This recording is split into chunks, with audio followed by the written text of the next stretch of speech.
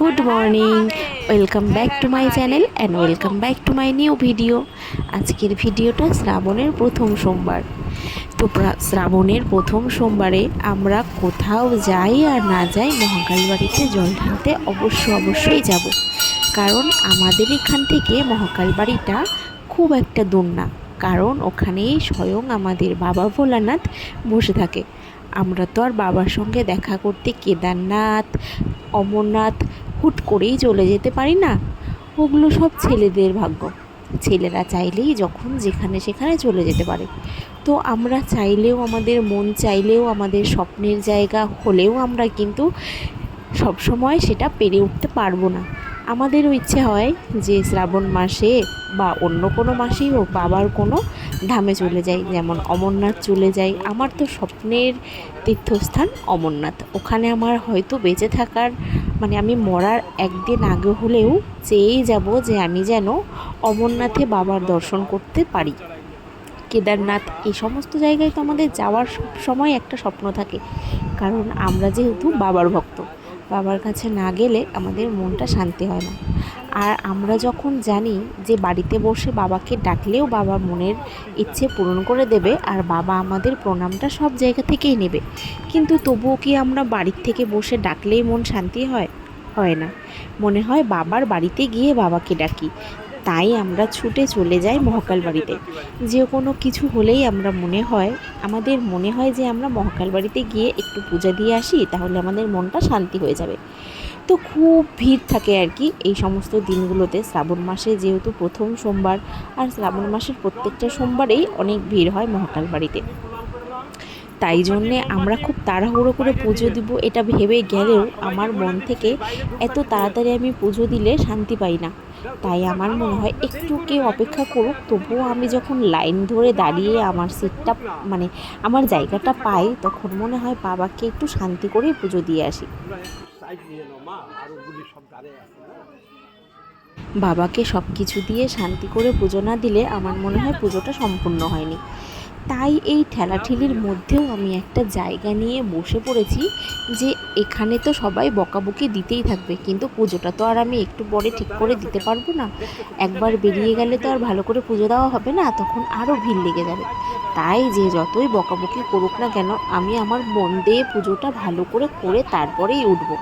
তো আমি যা যা নিয়ে গেছি সেগুলো যদি বাবাকে দিতেই না পারি, তাহলে ওগুলো নিয়ে গিয়ে আর কী লাভ, তাই না? তাই আমি ওখানে একটু ওয়েট করে তারপর আস্তে আস্তে আমার যা যা কিছু নিয়ে গেছি সব কিছু দিয়ে বাবাকে পুজো দিয়ে মনটা শান্তি করে এসেছি। তাই আমার মনে হয় কি, খুব তাড়াহুড়ো করে পুজো দিলে না আমার মনটা শান্তি লাগে না। তাই একটু জায়গা করে আর কি, একটু দাঁড়িয়ে থেকে যখন একটু ফাঁকা হয় তখন আমি বসে যাই পুজো দিতে। তো দেখতেই পারছো বাবাকে পুজো দিচ্ছি। বাবার পুজো হয়ে যাওয়ার পর মনটা সত্যি মনে হয় যে না, আমি কেদারনাথ, বদ্রীনাথ, অমরনাথ যেতে না পারলেও এখানে আমার সব দর্শন হয়ে গেছে। তো এবছর আমরা আখের রস নিয়ে গেছিলাম বাবাকে ঢালার জন্যে। দেখছি মহাকাল বাড়িতে ঢোকার সামনেই আখের রসের একটা দোকান দাঁড়িয়ে আছে। তো তাই ভাবলাম প্রত্যেক বছর তো জল, দুধ, দই এইসব কিছু দিই, তাই ভাবলাম এবার বাবাকে আখের রস দিয়ে বাবার স্নান করাই। তাই আর কি আমরা একটা ঘটের মধ্যে আখের রস নিয়ে গেছিলাম, সবাই অল্প অল্প করে সেটাকেই ঢেলেছি। আমাদের পুজো দেওয়াটা তোমাদের কেমন লাগলো আমাদেরকে কিন্তু অবশ্যই কমেন্ট করে জানিও। আর তোমরাও যদি কেউ ভিড়ের মধ্যে পুজো দিতে যাও আর এত কিছু নিয়ে যাও, ঠিকঠাক পুজো দিতে না পারো, তাহলে তোমাদের মনটা কেমন লাগবে বলো? তাই আমি বলবো একটু দাঁড়িয়ে থেকে অপেক্ষা করো যাতে ভিড়টা একটু কমে যায়, তারপর ভালো করে পুজো দিয়ে তারপর বাড়িতে এসো। এখানে তো আর কোনো টাইম নেই যে এই টাইম থেকে এই টাইমের মধ্যে জল ঢালতে হবে। শ্রাবণ মাসে যে কোনো দিনেই বাবার মাথায় জল ঢালা যায়, আর সোমবার দিন করেই আমরা স্পেশালি বাবার মাথায় জল ঢালতে যাই।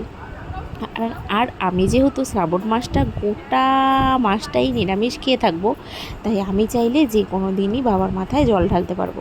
কিন্তু সেটা তো আর হয় না, প্রত্যেক দিন তো আমি যেতে পারি না, তাই সোমবার করে যাওয়ারই চেষ্টা করি। তো তো যাই হোক, আমার কথা শুনতে শুনতে আমার পুজো দেওয়াটাও তোমরা নিশ্চয়ই দেখে ফেলেছো। আমার পুজো দেওয়া মোটামুটি হয়ে গেছে। আমরা গেছিলাম 4 জনে মিলে, 4 বান্ধবী মিলে। এবছর একজন মিসিং ছিল, আমাদের আঁকারানি। সে আমাকে ফোন করে বলছিল যে তোমরা আমাকে মিস করোনি। সেটা কি আর ওকে ভেঙে বলা যাবে? মিস করব না এটা কি করে হয়? ওকে মিস করব না, ও আমার সঙ্গে সব জায়গায় যায়। আর এর আগের বছর আমরা সবাই মিলে শ্রাবণ মাসে বাবার মাথায় সোমবার দিন জল ঢালতে গেছিলাম। তো এর আগের বছর আমরা খুব সুন্দর করে একটা ব্লগ বানিয়েছিলাম, তাই এবছরটা ওকে খুব মিস করেছি। আর আমার বরমশাই তো সেই কেদারনাথে গিয়ে বসে আছে। সে তো বাবার দর্শন করার জন্যে অনেক দুর্গম পথ অতিক্রম করে বাবার কাছে গেছে। আর আমি তো একটুখানি রাস্তা পার করে মহাকালবাড়ি মন্দিরে গিয়ে বাবার মাথায় জল ঢেলে আসলাম। তাতেও মনে হচ্ছে আমার খুব মনটা শান্তি হয়েছে। একজন কেদারনাথে পুজো দিয়েছে, একজন মহাকালবাড়িতে পুজো দিয়েছে। 2 জায়গাতেই দুজনের পুজো দেওয়া হয়ে গেছে। স্বামী যেখানে পুজো করে সবাই বলে স্বামীর পুণ্যের ভাগ নাকি অর্ধাঙ্গিনী পায়, তার মানে আমি পাবো। আর আমার পুণ্যের ভাগ কিন্তু আমার স্বামী পাবে না, এটা কথাই শুনেছি আমি। তো যাই হোক, আমি আমার পুণ্যের ভাগ আমার বরকে দিতেও চাই না। ওর সমস্ত পুণ্যের ভাগ আমি নিয়ে নেব, আর আমার পুণ্যের ভাগ আমি কাউকে দেব না, শুধু আমার। তো আমাদের পুজো দেওয়া হয়ে গেছে, এবার আমরা বাড়িতে চলে আসছি। আমাদের এই ভিডিওটা তোমাদের কেমন লাগলো অবশ্যই জানিও। Thank you for watching.